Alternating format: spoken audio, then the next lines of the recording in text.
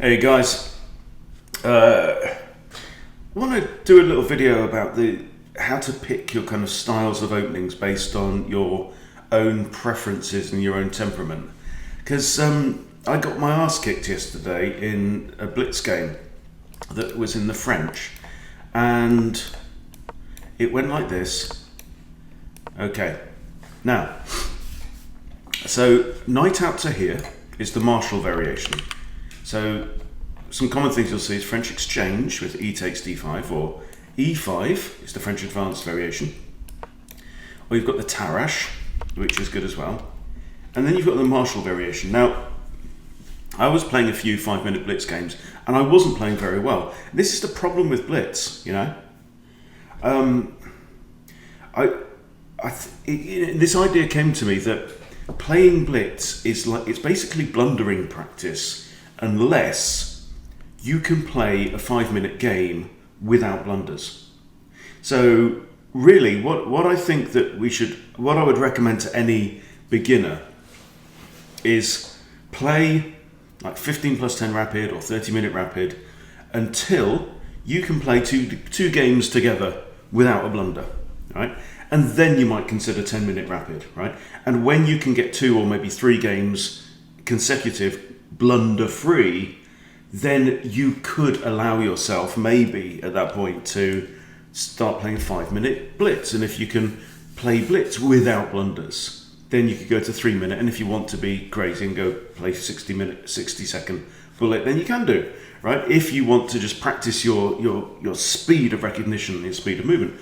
Now, if you are just playing quick time controls and playing crap chess, then it's just blundering practice. And why practice blundering? And here's an example. So in this game yesterday, I played C5, okay? And you can see already for here, it's great for white. And in fact, there's not that many games where it's been played. And there's probably a very good reason for this. Okay, look at C5 down here. Right now, C5, and this is a key thing.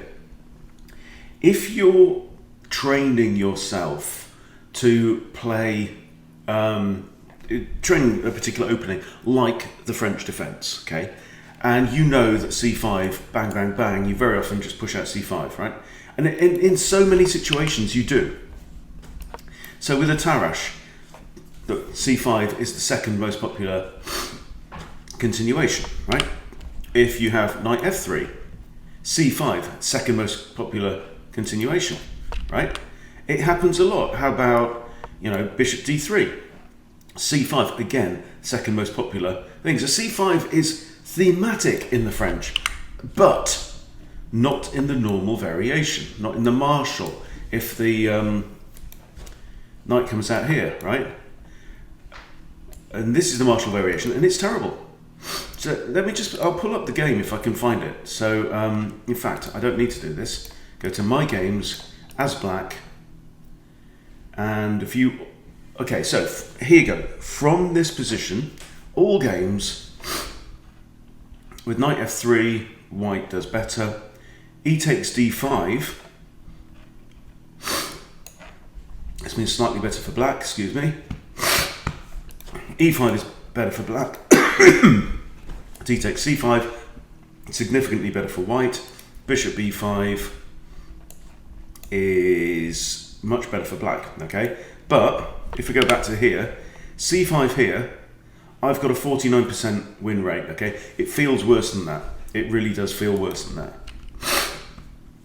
Excuse me, but that's because I've been playing at relatively low levels. So we'll view all games from current position. This is a really easy way to find your way back to a game. And you can see, so you can kind of ignore the all-time averages for this. I've played this. Let's ignore these first 4 blitz games to start with, right? Look at all these rapid ones that I've played recently, okay? So all of these against mostly 1300, 1400, 1500 rated opponents. White is kicking my ass. White has been kicking my ass recently in these games. So I'll have a look at this one. and go back to the start. It's annoying the way it shows you the end of the game straight off, okay? So just look at this briefly. c5. Now in my notes for the French defense, okay, and I keep different file for French advance, French exchange, and then French other, and this is in the French other, I say don't play c5. It's there with all exclamation marks over it. Don't play c5, okay? And we'll see why. Oh look, he's taken, right? And in general, this is the thing, in general, in the French, if white ever takes on c5 with his d-pawn, you're like, this is great, this is super, okay? And because you get to recapture back with your bishop, and look, I've got the central pawn majority. But look, 1, 2, 3. So Dave is not long for this world. Dave is going to be gone, okay? White captures on d5. Here I decide, very cleverly, to bring my queen out and attack the f2 pawn. White's having none of that. I capture the pawn here, because I may as well. He captures, attacking my queen. I give check, bishop blocks, I capture there. So, why did I capture there? Why did I just give up my bishop? There, king takes bishop. And then I can just capture his bishop, right? Why didn't I do that? Okay, but this is the point, right? This is the point. This is blitz, right? Blitz, and you know, I'm a bit tired. I'm playing blitz. I'm playing 69 accuracy. My opponent's much better. I make 2 blunders, and that is a book move. But white is already plus 6-5, right? And then he takes and I take. White is plus 1.2 already. Okay, and what's the point in this? This is blundering practice. Okay, that's an inaccuracy. What should I have done? Taken there. Right, so the point of this is not that, I mean, okay, there's one thing, which is that I need to remember that this move is much better if I continue to play the French. Now, somebody commented, might have been Ian, on one of my previous videos saying, the way that you play, you seem to like attacking, aggressive, sharp, open kind of positions, right? And I've had loads of fun in the past. So let me go back to the Explorer. Let's say as white, you know, I've had loads of joy with the Danish, okay? So this is my entire career. Let's go just to rapid, okay? Knight f3. I've got a relatively poor win rate actually with knight f3, so that's not been great for me. Likewise with bishop. That's for me as change it around. Okay, there we go. Right. So this is my career in rapid. Knight to c3, 62% win rate. The Vienna game. Okay. And we've seen the styles of games, and if you've been watching my channel, you'll have seen a bunch of Vienna games, and they can very quickly degenerate into an absolute bloodbath, and I love that, right? So 62% win rate from this point with the Vienna so far in rapid, okay? We'll change to all. Okay, but look, overall, I've played far more d4s. d4, the center game, leading to c3, yeah? The Danish Gambit with a 58% win rate. 58% win rate is very good indeed, okay? And here's the point. With the Danish Gambit, you get this situation, so 62% win rate from here. And this is a 2-pawn gambit, right? I've given up 1, 2, and then 3, but then I win the other one back. So it's effectively like a 1-pawn gambit. But in return for this, I get all these attacking ideas, and that's the stuff I love. I really do. You can see it in my face. I love that stuff. So why the flipping flip am I playing the French defense, which is by definition, okay, change to black. Okay, so here, d5. I've played a bunch of d5s in the past with a 52% win rate, okay? That is the Scandinavian defense, okay? My second most popular, e6. 53% win rate. I'm not doing bad with the French, yeah? 53%, not to be sniffed at, okay? But with the French, you get into a cramped position. I've got a bishop staring at the back of this pawn's head, right? I've got a problem bishop from the start. Now, if you enjoy wriggling, wrestling on the ground kind of positions and thumbs in the eyes and all that kind of stuff, maybe the French is great. But it got me thinking yesterday about, what do I really enjoy? And, making kind of mistakes like this too much. Look, from this position, I've played c5 63 times, okay, over all games, right? And it's bad, okay? It's not great for me, okay? Yeah, I've still won 49% of the time, but, that happens. And you have to remember that I play quite a lot of games against lower rated opponents for my channel, okay? So my numbers are going to be a bit skewed, and this win rate is not necessarily going to be reflected in my rating. So I've played that almost exclusively. Actually, with bishop b4, which is a much better move, I do worse. I've done worse in the past, 43%. But the point is still this. What am I trying to achieve with my choice of opening? Well, I've said this a bunch of times, that what I want to do as black and as white, if I can, is to take my opponent straight into my territory. Right, get them out of their comfort zone, get them out of their familiar thing, and that's why, for example, quick repertoire thing. If I get this, then I go for the Vienna, and the Vienna is not so popular, and that is very, very common idea. Bringing out the opposing knight seems to make a lot of sense. They're both looking at the same squares, stops the knight coming in here, all that kind of stuff, right? But the Vienna is not the most common continuation. A lot of people will be far more common with knight to f3, okay, and they'll know what they're doing there, but they won't know what they're doing against the Vienna. And my goal here is not to become a FIDE master or a national master or whatever. My goal here is to enjoy playing chess, and if I'm going to enjoy playing chess, then I should enjoy playing the types of openings that I like. Similarly, if I'm faced with the Sicilian wing gambit, and a lot of Sicilian players here change to white. So wing gambit here, it's been pretty good for me. If takes 56%, if b6 56%, if e6 91%. So I've won 10 out of 11 games with that. Likewise, in fact, I do better than all of these. So all of the responses that I've ever played to the Sicilian, b4, 61% hit rate, okay? Only f4 I've done better, and that's like the Grand Prix attack, or could turn into the Grand Prix attack. So anyway, with this in mind, okay, when you have the black pieces, go away Woody, when you have the black pieces, right, and you get e4, which you get a lot, I've been playing this, right? And it's done okay, and we get into tactics and we get into playing chess, right? And it happens, but I'm inclined to go for something new. So, I'm thinking about going back to my first love, the Scandinavian. Now, bear with me on this because I've found something really quite freaky and funky, thanks to Jonathan Schrantz.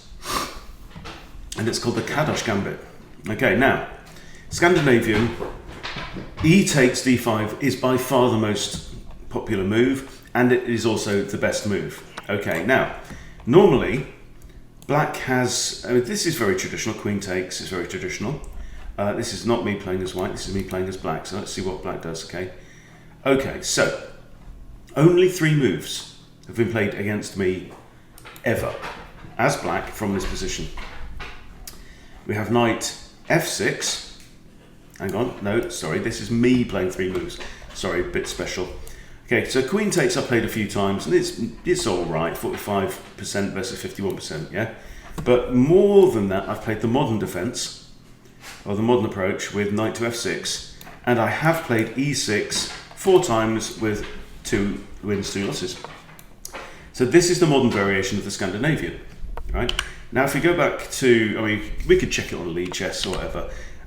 Most people will be expecting queen takes, knight c3, then either queen back to here or queen a5, okay? And, you know, people who play e4, who meet the Scandinavian, will quite often have some idea about what to do there. But let me just quickly show you this idea, okay? So you've got the modern variation. Now, this is, knight c3 is the most common, right? 462 times. That's more than 50% of the time they'll just throw their knight out into the board. In which case, what you do is this. And if they take here, you take the bishop. And look, now, it's going back to our thoughts about gambits, yeah? What am I getting? This is a trade. I have no Dave and no Eddie, right? So I'm a pawn down against white, but in return, I get to be white, right? I get the initiative. I get a lead in development, right, over white, because I've got 2 bits out on the board and white's got 1 bit out on the board. So we've turned the table and I am now effectively the player with the white pieces. And in order to do that, I have paid a pawn. Right, now, so this is the, this is one approach to this. And then, what can you do from here? There's this Icelandic gambit idea. That's definitely the way it goes. You can have something like this. And I think there's something about queen here. And then you take, you know, that kind of idea. I'll have to refresh my memory because I'm not that familiar. However, the best move here from white's perspective is not the most common, right? I've seen c4 trying to protect the pawn. Oh yeah, c4. c4's the one. So if you get c4, you play this. Takes. Bishop's trying to defend that. Okay. Say knight comes out. You can play like queen here, as though you've got an intention of long castling, which is not a bad thing because you've got no d pawn, right? So you get a rook straight on t8, and then, you know, white just continues as normal, and then you can go kind of bang, right? You win your pawn back because you've got your opponent in check. There's only 3 ways to block it. Okay, so that could be kind of interesting. That's this, yeah, the Icelandic palm gambit. So that's if they play this lazy c4, which is quite common, right? Knight c3 is more common, in which case we can even trade knights. Look, takes, queen takes, and I've got a 52% win rate from this position. That bishop's tied to this. I've got a queen out in the board, and there ain't no knight coming out here to harass me. Okay, but that's not what I wanted to talk to you about. What I wanted to talk to you about, so the third most popular, knight f3. What do we do there? Again, you can just take the pawn. But the best move from white's perspective is the 4th most popular, which is d4.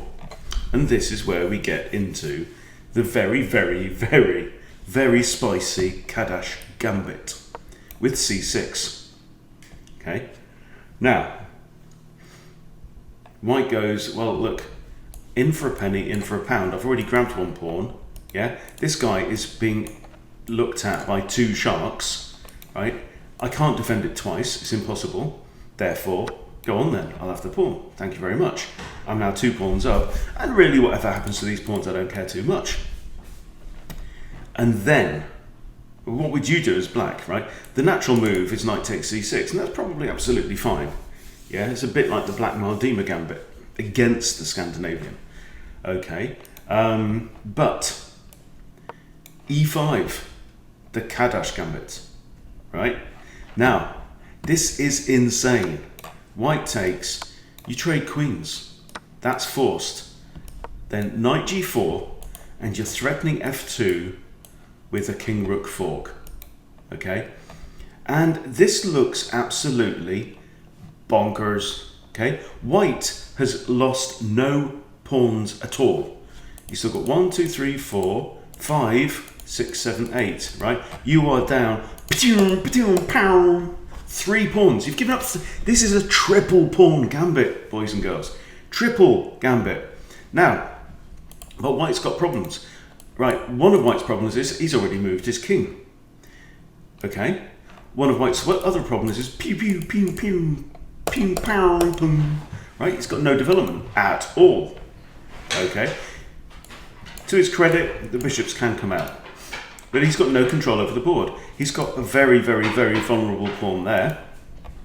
Now, if he takes here, you take back with a bishop, and look, again, this bishop is tied to g2, right? This pawn is pinned, can't move, or the rook is lost. Plus, you're looking at this with a potential fork. So what does he do? You know, like, knight out here is a typical idea. And then, look, you just grab another pawn back. And suddenly, you're only down one pawn, and you've got other ideas as well. For example, you know, say, out come the knights, and I don't know, what's he going to do now? Something like this. Long castle. Check. You know? All these knights can come flying in, and this king could find himself trying to guard that against one knight and that against another knight, both with a king-rook threat, and the king's like going between the two, trying to spin two plates. Doesn't really help. Okay, so this, I'm going to explore this. I'm going to build some notes on this, because you can see it in my face, right? You know, I talk about the French, and I'm like, yes, but I don't know, maybe, you know, we try and defend, we try and sort out the problem of the light squared bishop, the evil French bishop, you know? And yes, I win some games of chess with it, but, you know, that's not what we're here for. It's a bloody game. I want to enjoy myself. I want you guys to enjoy yourselves. So let me know in the comments what you think, because I think this looks like a hoot and a holler. Now, I'm loving my Vienna still with the white pieces, but I don't know. I mean, I might even go back to my first blitz love and the Danish, the full Danish, you know, and really develop that side of my chess, that really super aggressive foot on the neck style of chess. And it makes for better videos, but let me know what you think, guys, because quite honestly, I'm finding the French a bit boring. So, hey ho, just thought I'd share those thoughts with you. So I'm going to carry on. I'm going to do a little bit of research on the Kadash, and let me know what you think, because look, life's short, yeah? We're here to enjoy ourselves. I don't want to, you know, go to my grave saying, yeah, I got quite good at the French defence. Do you know what I mean? You know, I'd rather go, I kicked some ass with the Kadas Gambit and the Danish Gambit and the Vienna Gambit, and you know, that's it. You've got your own personality. You need to find out what kind of openings and what kind of games you like to play, the ones that suit your style, the ones that suit your, you know, your emotions, yeah? And I've got mine, and I'm just not feeling like the French is it right now, so there you go. Okay, let me know what you think in the comments. Thanks for watching. See you soon.